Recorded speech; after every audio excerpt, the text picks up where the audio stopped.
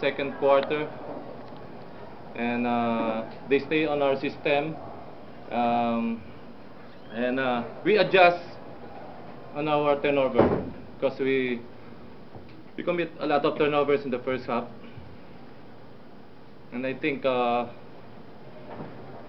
we did a good job in the third and fourth quarter, especially in this fourth quarter, guys. Ano to? Nagbago yung complexion from being underdog to... Yeah, actually underdog pa rin kami kasi underman kami. But I told you guys na ang philosophy ko kasi, sabi nga, kahit na luma pa, kahit na matagal na hindi na uso, 5 lang ang nasa loob. 'Di ba? Kahit na luma pa 'yon, pero as much as possible na they play as a team, and our energy, 'yun ang ano namin, yung key namin dito sa win na to. And then nag-turn back yung breaks napunta sa amin. Coach, why Danny I towards the end? Yes, so again, siyempre, Danny Ay, siya yung experience, yung nagamit niya yung experience niya. He's the leader inside the court. Nakita niya how to do some good decision, especially the double teaming ng layup niya talaga. Good decision siya. Good decision. Ano ang play? Last play. Ang last play namin sa pick and roll. Yeah, with the DI, and we have a stagger screen for Alex going. Yeah. But yun, nalibre si ano, magkakagulo na talaga sa loob nun eh, kaya na-open si DI. So, swerte, pumasok. Makasali talaga ko. O, sali. Hindi, lumalabas, parang play niya talaga. Oh, play talaga namin. Yeah, play namin niya talaga, double screen dito. Isa lang siya sa option down. Oo, kasi magro-roll Kung siya. sino yung ma-open. Kung sino ma-open eh, even kay Anthony sa roll, saka yung stagger screen kay Alex dun sa corner. Nung binitawan mo, Danay, feel mong papasok? Hinabol ni Ali ah. Ako, hinabol ni Ali. Adjust mo ba yun o fake na yung dating? Hindi na kasi talagang ano yun eh. Yung talagang wala. Diyos na nagsumit na. Talagang kagustuhan naman ng Diyos na manalo kami. Kaya talagang ano. Hindi ko rin hanggang ngayon hindi ko ma-expect eh. Na dadating sa ganung sitwasyon. Pero talagang nagpalan sa amin yung defense namin. Sa kay Larry. Ibig mo sabihin niya, Danay, kayo na ang team to beat niya? Hindi pa rin, underdog pa rin kami. Mas gusto namin yung underdog.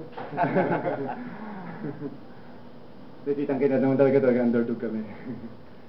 And besides talagang everybody, talagang halos tingin nila mapo 4-0 kami. But ngayon, 1-0 na. Siguro, gagawin na lang siguro niyan 4-1. Yan na naman ang sasabihin nila eh, pinagbigyan kami. So, I hope they will continue na pinagbibigyan kami.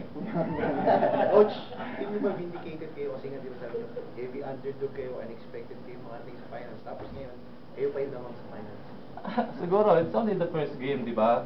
And I think we have a good matchup sa may good matchup kami sa Token Tex. Kasi nakita namin yung pinag-aralan namin kung yung elimination and semis sa lahat ng mga teams, dahil meron kami mga small guys na mabibilis. So, maganda yung matchup namin sa Token Tex. Nahihirapan talaga kami sa malalaking import talaga. Coach, Scotty Reynolds 4 points. All throughout the time that we playing with Token Tex, 3 points sa malakasan. Anong solusyon nyo sa 3-point shooting ni Scotty Reynolds? Actually, lahat ng shooters nila talagang minark namin yan. And then, basta small to small, nagsiswitch kami. So, lahat. Kaya lang, talagang napapabayaan. Punis siya, di ba? But, yun ang magandang nangyari sa amin, yung support ni Reynolds, wala. So, yung locals lang. Yun ang kinana namin. Yung play sa depensa na nakuha ni Danya, meron bang may play but may instruction ba doon to foul? Yes, but first, go for the steal muna. Okay. If they receive the ball at the corner, and double muna kami. Yun muna. So, happy na nakuha namin. Pero foul talaga kami doon. Foul right away. Foul kami pag di namin foul kami pag di namin na-steal. Pag hindi namin na-steal, foul pa lang. Yung si Anthony Grandi, yung second half, yung hindi na gumawa. Dapat siguro mga 4 points na yata ng 4 points yung mga 3 points. By design ba talaga yan o talagang nag-struggle siya o... No, siguro dahil nga, di ba, nung first meeting namin talaga, they did a good job, especially the Fogsa. So nag-adjust sila. Alam ko, they will double him. So naging decoy siya ngayon. Naging decoy siya. Kahit na hindi siya nakaka-score, pero he do a lot of things sa loob. He can pass, di ba? He can create something. Ha? Triple-double siya ngayon. Triple-double siya? Oo. Ha? Yung pinakahuling assist, kita Oo nga, no? 12 assists, oh. 13 on. Game 2, lalo rin sa probinsya ko. Anong possible sabihin? Nangyari na sa inyo yan, di ba? First game na. First game namin sa Victoria sa before. Pero ngayon, second game sa probinsya. And we need the rest, you know? We need fresh legs, especially those guys, especially DI. Pero let's see what happens. Sa'yo bukas, light lang. Yeah, so wala na kaming nag-decide we do adjustment na lang. Mental na lang. Mental na lang, parang sketch na lang. Pero sa nakita ko naman, nating special naman na ginagawa ng token text eh. Yun lang yun eh. Yun lang yun ang ginagawa nila. Basta yun, if you contain their transition offense, meron chance talaga manalo. Bilat yun, ha? Yes. Coach, tingin mo sa physical game, coach, papabor sa iyo? Oh, yeah. Yun nga yung inano ko sa kanila eh.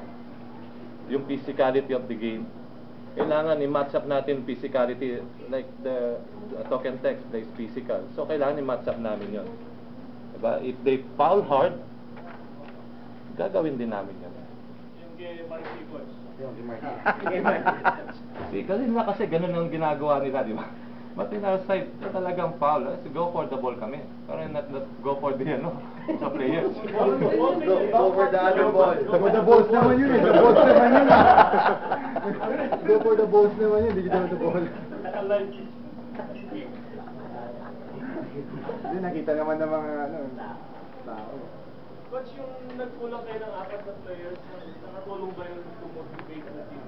I think nakatulong yun. Lahat ng mga players nag-step up, especially Sunday, di ba? And